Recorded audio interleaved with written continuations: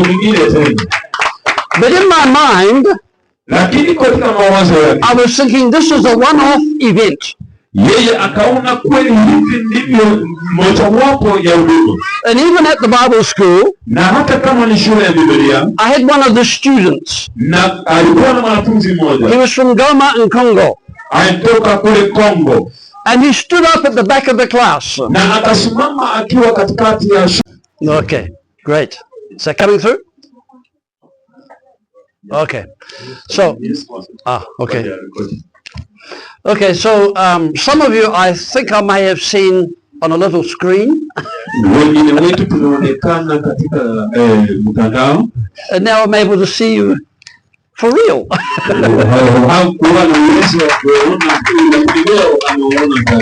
And it's so good to be here. I've actually been in Bungoma several times, some years ago, but not for some years. I've been coming to Africa for 20 years and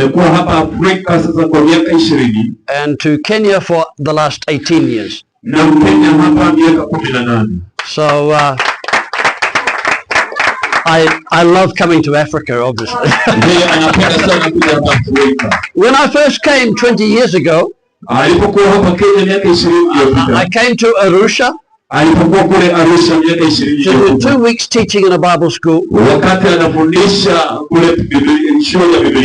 And then a man in New Zealand rang me. He said, one of our other pastors in New Zealand is in Kampala. Would I consider joining him in Kampala? So I added another week. And then I got an email from Lusaka and invited me to a conference there. So I added another week. But in my mind, I was thinking this is a one-off event. And even at the Bible school, I had one of the students. He was from Goma in Congo. And he stood up at the back of the class. And he started to prophesy. He said, this connection with this Bible school is just the door opener. I was still thinking, one off. So here I am 20 years later, still coming to Africa. So I normally come for 3 months, but I'm kind of reshuffling things now, so that I do East Africa 1 year, Central Africa the next.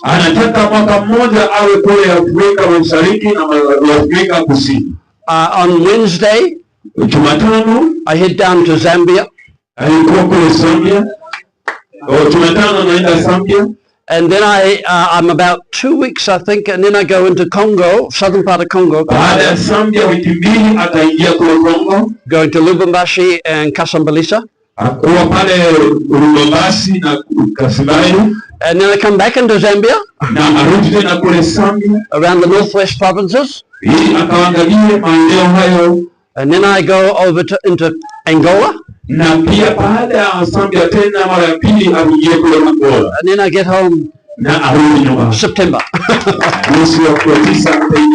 Hallelujah. But it's been an exciting journey. You will never know where God takes you. You will never know where God takes you. We look at where we are now, but as I said in Chiwili, this is not your final destination. God knows what's ahead of you. And He knows what you need to accomplish what's ahead of you. Na anajua kila ambacho anahitaji ili kufikia And hatima so yako. God is preparing you now Kwa hiyo Mungu anakuandaa leo hii. for what he knows is ahead. Basi kile kilicho mbele yako. And so as we submit ourselves Lakini tunapojiachilia sasa hivi to the Spirit of God, kwa Roho wa Mungu, and just as Pastor Dan said, vile ambavyo mchungaji Dani amesema, a piece of paper does not qualify you. karatasi tu hiyo haiwezi kukuhusu wewe. Promotion comes from the Lord. Hatua inatoka kwa Bwana. He's the one that will open doors for you. Yeye ndiye anafunguo ya kufungua milango. A man's gift makes room for him. Maana yeye huandaa vyumba kwa ajili yetu. What God has deposited in you Na Mungu ameachilia kitu ndani is what mwako will open the doors for you. ili kaweze kukufungulia milango. Hallelujah. I've been amazed Yeye amefurahia at some of the doors that God has opened. kwa milango mingine ambayo Mungu amemfungulia. Hallelujah. I never dreamed that that would be possible. Hakuweza kuota kama itawezekana. And you don't have to force it to happen. Wewe hawalazimishi ifanyike. You don't have to manipulate anything. Wewe hauwezi kuiweka kufanyia ukarabati ifanyike. When you're walking in the purpose of God, Lakini unatembea kwa makusudio ya Mungu. you are walking in a prepared pathway. Wewe unatembea kwa njia iliyoandaliwa. As you continue to follow the Lord, Wakati unaendelea kumfuata Kristo, you will be amazed wewe utashangazwa at where God will take you. kile ambacho Bwana atakutendea. Hallelujah. And I'm in the president's office. Inafanya yeye akashangae. Anapiga tu simu moja anaingia kwa ofisi ya Anapiga simu na anaingia kwa ofisi ya rais. I say, God, how could this be? Mungu ananisaidia, nisaidie nitakuwa.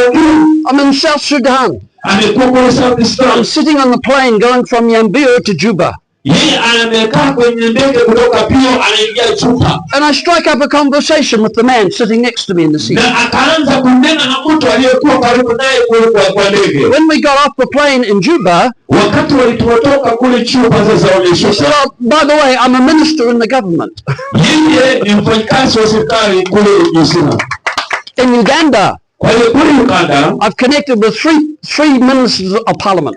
yeye ameunganisha huduma tatu ya serikali ya Uganda. In Burundi, Kule Burundi, I connect with a translator and advisor to the president. yeye ameunganika na mtawasili wa rais kule Burundi. It's way beyond what I ever imagined. Sasa sifike mahali popote. Hallelujah. And I didn't have to manipulate anything. Kwa hivyo yeye hahitaji kuwekea ukarabati mambo fulani. God just made the connection. Mungu mwenyewe hufanya maelekezi. And I'm still saying, Lord, what is this all about? Na yeye anamuuliza Mungu, hii ni namna gani? Hallelujah. It would have been too much for me before. Hii huenda ni mingi zaidi kwangu. I would have felt too intimidated. Lakini huyu sisisi. Who am I Mimi ni nani? to connect with these big people? Kuunganika na watu wakubwa namna hii. I'm just a boy from Invercargill, New Zealand. Mimi tu ni kijana niliyotoka kule New Zealand. I'm no one special. Je, mimi ni mtu muhimu zaidi? Hallelujah. Amen. I just keep following the pathway God makes. Yeye anakuja na anafuata tu njia ambayo Mungu amefanya. Hallelujah. Amen. And as you follow him, Wakati unamfuata, let God surprise you. Mungu atakushangaza. Let him surprise you. Wacha kushangaza. Hallelujah. When I first went to South Sudan, Wakati amekuwa kule South Sudan, we had a marvelous time. ulikuwa na wakati mzuri. We saw 1,000 people come to Christ at the crusade. Tuliona watu walikuja wakati wa Kristo. We had in Zara, a blind lady saw. Tukaona msichana mmoja ambaye alikuwa kipofu akaona. My translator was a Lutheran pastor. Yeye mtafsiri wake alikuwa mchungaji mdogo. And he said to me, I know this lady, she's my neighbor. Anasema huyu ninamjua mdogo huyu, ni jirani yangu. I've had to help her when she's fallen over. Wakati mingi ameanguka kwa ajili ya upofu, But now she's seeing. lakini sasa anaona. Hallelujah. And when I went to go back, Na kwa hiyo tuliporudi that was 2019. 2019, And after COVID, I went back in 2022. wakati alirudi 2022, and God said, na Mungu akasema, why do you want to go to South Sudan? kwa nini unataka kwenda South Sudan? So, well, we had a great time there last time. Maana wakati wote ulikuwa wakati mzuri sana. I said, the man I'm working with is a kingdom man. He works with other churches. Ili kulikuwa na mtumishi wa Mungu anafanya pamoja na makanisa. And I said, the people are open. Watu wanafunguliwa. And then the Lord said, Na kwa hiyo Mungu akasema, is that a good enough reason? je, una sababu yoyote ya maana? Because sometimes you have a breakthrough Maana wakati huo ulikuwa na wakati and you mzuri. go back and you expect the same. Na unataka kurudia tena uone haya kama hayo. But it doesn't happen. Ndio